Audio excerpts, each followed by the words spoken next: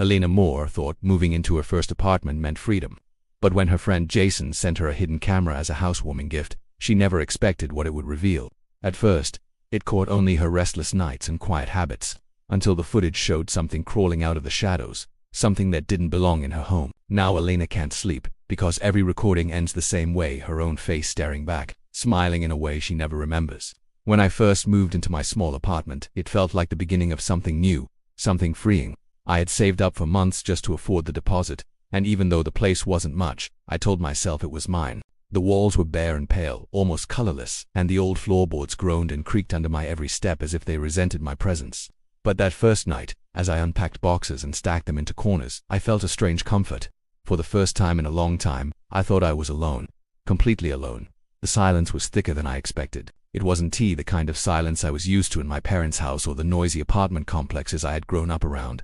This silence had weight. It pressed in on me, made my ears ring, made me hyper-aware of every breath I took. I left the television on for background noise, but after a while, even that felt too loud, like I was disturbing something that preferred the quiet. Eventually I turned it off and sat in the middle of the floor, surrounded by half-opened boxes, letting the stillness settle around me. I thought it might be fun to record a time-lapse on my phone, just to capture my first night there. Something to look back on later. I propped the phone up against a stack of books, hit record and let it run while I unpacked. I worked slowly, not really caring how much I got done. I opened old boxes of clothes, stacked a few dishes on the counter, and left my books piled in a crooked tower against the wall. At one point, I sat cross-legged on the floor and just stared at the blank walls, imagining how I might decorate them one day. The night passed in a blur of small tasks until exhaustion pulled me toward the mattress I had thrown on the floor. In the morning, I remembered the time-lapse and reached for my phone with a small flicker of excitement. I pressed play while brushing my teeth, expecting nothing but fast-forwarded images of myself shuffling around the room. At first, that's exactly what it was, just me moving in quick, jerky motions, carrying boxes from one side of the room to the other. But then, about halfway through, something made my heart stop. While I was kneeling over a box, pulling out some books, a shadow moved across the wall behind me. At first I thought it was mine, distorted by the overhead light. But the shape didn't match. It was taller, stretched unnaturally long, and it moved slower than I did, almost detached from me. I froze, toothbrush halfway to my mouth, staring at the tiny screen. I watched the shadow slide along the wall, as if someone had walked behind me, someone who shouldn't have been there. I replayed it 3 times, telling myself it was just a trick of light, maybe a passing car's headlights leaking through the blinds. But the blinds had been shut all night. There was no reason for a shape like that to be in my apartment.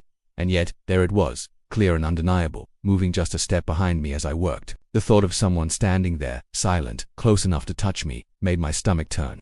I shut off the video, tossed the phone onto the mattress, and told myself I was overreacting. It had to be a glitch, some digital distortion. Shadows don't just move on their own. But no matter how much I tried to rationalize it, the unease stuck with me like a bad taste. That evening, as I continued unpacking, I found myself constantly glancing over my shoulder. Every rustle of the boxes, every faint creak in the floorboards made me think someone was in the room with me. The air felt heavier, as if I were being observed, as though something unseen was waiting patiently for me to notice it. I avoided corners, avoided turning my back to the open spaces. But paranoia has a way of finding you no matter what you do. By the time I was ready for bed, I had made a decision. If I recorded again, if I let my phone run all night, I would catch whatever it was.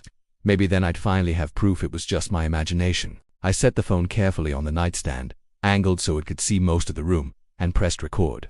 Lying down, I stared at the red light blinking softly on the screen. That small dot that told me it was watching, collecting every second.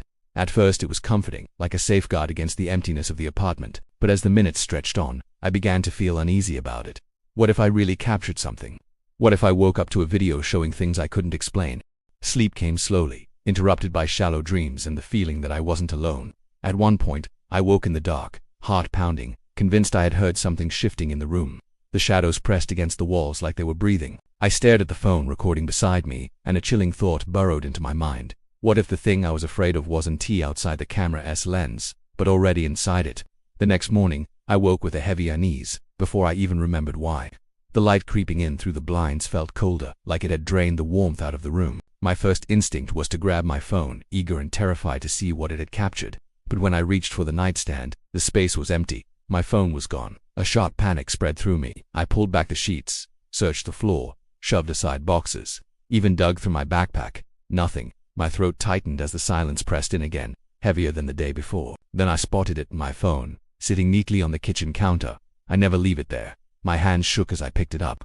The battery was nearly dead, the camera app still open, as if it had been recording the whole night. Someone had to have moved it, I thought. But who? I was alone. The thought made my skin prickle with sweat. With dread coiling in my chest, I pressed play. At first, everything was uneventful.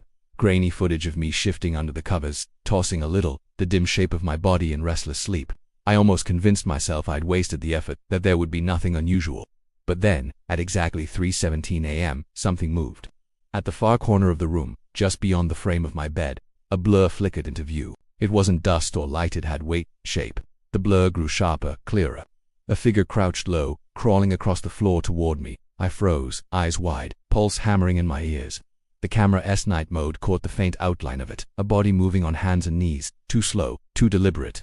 Its limbs looked long, joints bending oddly, like they didn't belong to a human. The figure crept closer until it reached the edge of the mattress. It stopped there. I could see the outline of fingers gripping the bedframe. Long, bony, pale fingers that didn't look right. They lingered, curling against the wood like claws testing their grip. My stomach churned as I realized it had been right next to me, inches away. Watching the figure didn't climb up, didn't make a sound. It just crouched there in silence, staring at me as I slept, still as stone. The footage dragged on for endless minutes, the pale shape unmoving, while I lay defenseless, completely unaware. And then, without warning, the camera cut off. The recording ended as abruptly as if someone had pressed stop. I stared at the frozen frame until my hand went numb. I could still make out the fingers at the bottom of the screen, clutching the bedframe, lifeless and waiting. A cold dread seeped into my chest, heavier than fear itself. I wanted to delete it, erase it from existence, but I couldn't bring myself to move. My body was frozen, just like I had been in the video. Finally, I locked the phone and set it down, though the image stayed burned into my mind. I told myself it was a trick, a glitch in the footage, maybe even a prank, but who would prank me? Who would break into a stranger's apartment, record something so grotesque, and then leave without taking anything? That thought was worse than the idea of a shadowy figure. It meant someone real had been in my home. Someone who could return. The rest of the day I couldn't focus. Every sound was magnified. The faint hum of the fridge sounded like breathing. The tick of the pipes in the walls became the shuffle of footsteps. I checked the locks over and over, pulled the blinds tighter, but none of it gave me peace. Each time I closed my eyes, I pictured those hands gripping the bed, motionless, waiting for me to notice. As night crept in, dread weighed me down. I wanted to stay awake, but exhaustion tugged at my body. The thought of recording again gnawed at me. Part of me needed to know if it would happen again, but the other part whispered something darker. What if this thing wanted to be seen? What if recording was exactly what allowed it to draw closer? I didn't remember falling asleep, but I woke in darkness, heart racing, with the heavy certainty that I wasn't alone. The air in the room felt thick, damp, alive. I didn't move, didn't breathe, terrified of what I might see if I turned my head. Somewhere in the silence, something shifted.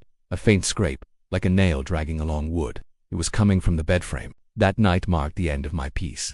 Sleep no longer came easily, and even when exhaustion forced me under, it was shallow, restless, haunted by the certainty that something moved in the dark around me. My thoughts turned against me, convincing me that I wasn't alone, even in silence.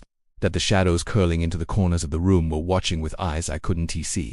I tried to reason with myself the next morning, to put logic back into the chaos of my thoughts. Maybe the video had been tampered with. Maybe my phone had glitched, creating shapes that weren't really there. I replayed it in my mind again and again, but the details were too precise. The hands on the bedframe, the curve of a body crouched low, these weren't tricks of light. They were deliberate. Someone had been in my apartment. I checked the locks on my door. Solid. No scratches, no signs of forced entry. I even pushed a chair against the door that night, as if that flimsy barrier could stop something that had already proven it could reach me. I walked the apartment again, slower this time, searching for anything out of place. It was during this search that I noticed something odd. My laptop sat on the desk in the corner, closed, untouched for days. But a faint red light blinked near the webcam. It was on, recording, watching me. My blood ran cold. I slammed the lid shut, my reflection disappearing into the black. But the unease didn't vanish. If my laptop was on without me touching it, what else had been watching me? The thought dug deep into me until I couldn't resist searching. My eyes moved over the apartment with suspicion, lingering on every object I had once thought ordinary. The smoke detector on the ceiling caught my attention next. Something about it seemed off, too new for this rundown apartment. I dragged a chair beneath it and climbed up, my heart pounding as I reached for the plastic casing. Inside was no smoke detector. A tiny black lens stared back at me, glinting faintly in the dim light. A camera. My breath caught in my throat. I ripped it down, holding it in my shaking hands. It was real. The wires, the small circuit board, the lens, it was all real. Someone had been recording me, watching me. Panic set in as I scanned the room again, suddenly seeing it all differently. I yanked open the vent covered and other cameras stared out from the darkness. My eyes shot to the clock on the wall, a clock I didn't even remember buying. Behind the face of the clock, hidden but still visible once I tore it open, was yet another lens. Each discovery made my chest tighten more. I was surrounded. Every second of my life here, every private moment, had been taken, not just by one device, but by many, scattered carefully where I wouldn't notice. The thought that someone might be watching me right now, at that very moment, made me want to tear my skin off. I sat on the floor with the cameras piled beside me, shaking, unable to think clearly. Questions swirled in my head with no answers. Who had put them there? How long had they been here? What had they seen? I wanted to call someone, anyone, but my voice felt locked inside my throat. I couldn't imagine explaining this without sounding insane. That's when I noticed something strange about the first camera I'd pulled down. A small red light blinked faintly on its surface. It wasn't dead. It wasn't disconnected. The blinking wasn't random either. I watched it carefully, transfixed, pulsed in a steady rhythm, slow, deliberate, like a heartbeat. I dropped it, stumbling back as if the tiny machine could reach out and grab me. The other cameras in the pile seemed darker, lifeless. But what if they weren't? What if all of them had been transmitting, not just recording, and someone had been watching me in real time? The apartment suddenly felt uninhabitable. Every corner, every shadow, every object felt corrupted, invaded. I couldn't breathe inside those walls anymore.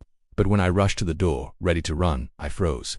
The chair I had shoved against it was no longer pressed tight. It had been moved, shifted just enough to let the door open freely. And I knew, with sickening certainty, that I hadn't touched it. I didn't leave that night, though every part of me screamed to run. The thought of stepping into the hallway felt just as dangerous as staying inside. What if someone was waiting out there? What if the one who had planted the cameras wanted me to panic, to leave, to walk straight into their hands? I sat frozen on the mattress, listening to every tick and groan of the building, waiting for a sound that would confirm I wasn't imagining it all. The pile of dismantled cameras lay in the corner, silent now, but I couldn't stop thinking about the one with the pulsing red light. I had shoved it under a blanket, but that didn't matter. It had already been alive, blinking like it had a heart of its own. I tried to convince myself it was just an indicator light, but deep down I knew it wasn't random. It had felt deliberate, like someone was still watching me, still breathing in sync with the rhythm of those pulses. Exhaustion clawed at me, and eventually I gave in, lying on the mattress with my phone clutched tight in my hands. I told myself I wouldn't record, that I couldn't risk seeing more than I already had, but my thumb betrayed me, hovering over the record button before pressing it. A part of me needed to know, needed proof. Sleep didn't come easily. I drifted in and out, waking at every imagined sound. At one point I thought I heard footsteps just beyond the bedroom door, soft and careful, as though someone were trying not to wake me. I pulled the blanket over my head like a child, heart slamming against my ribs, praying it was only my mind unraveling. Somehow I slipped into unconsciousness despite the fear. When morning came, I sat up immediately and opened my phone. The recording was still there, hours long, draining nearly all of the battery. My hands shook as I scrolled through the footage, fast-forwarding through long stretches of nothing but my restless body under the blankets. Then, at 3:17 a.m., the same cursed time as before, movement appeared. It crawled into view again, the same pale figure, dragging itself across the floor on all fours, joints bending wrong, movements too slow, too deliberate. I felt bile rise in my throat as I watched it creep closer to the bed. This time it didn't stop at the edge, it climbed up, the mattress dipping slightly beneath its weight. My sleeping body lay motionless as the figure hovered above me. Its face leaned close, and for the first time, the camera caught enough light to reveal details. Hollow cheeks stretched tightly over bone, the skin so pale it looked almost translucent. Empty sockets where eyes should have been, black holes that seemed to drink in the darkness. Its mouth opened slowly, wider and wider, until it looked like its jaw might unhinge completely. It hovered just inches from my face, breathless and silent. Then the video glitched. The screen flickered with static before snapping back to an image that made my blood run cold. It wasn't the creature on the screen anymore. It was me, not asleep, but sitting upright in bed, staring directly into the camera. My eyes were too dark, swallowed by shadows, and my mouth stretched into a smile I didn't recognize. It wasn't my smile. It was too wide, too unnatural, as if someone else was wearing my skin and trying to imitate what happiness looked like. The video glitched again, showing flashes of both images, the hollow-faced figure leaning over me, then the version of myself grinning into the lens, back and forth, faster and faster, until the footage cut to black. My phone slipped out of my hands and landed on the floor, screen cracked. I didn't pick it up. I sat frozen, my chest heaving, unable to tear the memory of that smile from my mind. Even now, as I glanced at the blank black screen of the broken phone, my reflection didn't look right. It lingered there a second too long. lips twitching upward as if it had learned something new overnight. The silence of the apartment thickened around me, heavier than ever before, and I realized with a sinking dread that maybe the figure had indeed been separate from me at all. Maybe it had always been here, waiting for me to notice. And now, it was wearing my face. I couldn't stay in the apartment any longer. Every corner felt poisoned, every shadow seemed alive, and the walls themselves pressed down on me like they knew what I had seen. I packed quickly, stuffing clothes into a bag without caring if they were folded. My only thought to get out before the sun set again. The cameras I had pulled down still sat in a heap, silent, but I didn't trust their silence. They felt like corpses that could sit up at any moment. I left them behind, not daring to touch them again. I checked into a cheap motel across town, the kind with flickering neon lights and peeling wallpaper. The bed smelled of smoke and mildew, but for the first time in days I felt like I could breathe. No cameras in the vents, no strange clocks, no smoke detectors with blinking eyes. I told myself I was safe, that I could finally rest, but safety is a fragile thing. When I opened my bag to pull out clothes, my stomach lurched. Nestled between my shirts and socks, lying there as though it belonged to me, was the smoke detector camera. The same one I had torn from my ceiling. Its small red light pulsed faintly, slow and steady, like a heartbeat. I dropped it into the drawer of the bedside table and slammed it shut, my hands trembling violently. I told myself I would deal with it later. Maybe smash it, maybe throw it into the trash outside. But the thought of touching it again made my skin crawl, as if it would wake up in my hands. I climbed onto the bed, pulled the scratchy blanket up to my chin, and stared at the ceiling until my eyes burned. Sleep came in fragments, restless and shallow. I woke at 3:17 a.m., heart racing, though I hadn't heard anything. My phone buzzed on the nightstand. A new notification, a new video. My chest tightened as I reached for it, already knowing what I would see. The file name was simple, recording_317. I hadn't filmed anything. I pressed play. The footage wasn't from my phone's perspective. It was from somewhere else, a high angle in the corner of the motel room, as if filmed by a hidden camera I hadn't noticed. I could see myself lying on the bed, twisting under the blankets, my face contorted in restless sleep. The camera began to zoom in slowly, steadily, until the screen was filled with nothing but my face. Then the angle changed, no longer from across the room, but directly above me, as though someone was standing over the bed, holding the camera inches from my skin. I watched myself breathe, watched my lips part slightly as though I were whispering. My eyelids fluttered, and then, in the grainy darkness, another face appeared. It slid into view beside me, pressing against my cheek. The same hollow, eyeless face from the earlier footage, pale skin stretched tight over bone, mouth pulled into an endless grin. It lay next to me as if it belonged there, its smile wider than before, sharp and cruel. Its head tilted slightly, like it was aware of the camera, aware of me watching. The screen flickered, stuttered, and for a second I wasn't sure if I was watching myself asleep, or if I was looking through the eyes of the thing beside me. The two images blurred together, faces overlapping until I couldn't tell who was who. The last frame froze on the figure's grin, its hollow socket staring straight into me, before the video ended. I dropped the phone as if it had burned me. My pulse thundered in my ears, my body shaking so violently I thought I might pass out. I wanted to scream, to tear the room apart, searching for another camera, but I couldn't move. I couldn't breathe. And then, I realized something worse. My phone's camera light was on. The small glow reflected faintly against the wall, steady and unblinking. The camera was recording, but it wasn't pointed at the bed anymore. It was pointed at me where I sat now, trembling in the dark. I didn't touch it. I hadn't pressed record. The screen showed my own face staring back at me in real time, but something about it was wrong. My reflection wasn't moving the way I was. My head tilted a second later. My breathing was out of sync, and when I covered my mouth with shaking hands, the version of me on the screen kept smiling. The recording kept going, capturing me, capturing something else. I don't know if I stopped breathing then, or if the version of me on the screen had already stolen it. All I know is that I'm still watching, trapped in that endless loop, and I'm not sure anymore which version of me is real.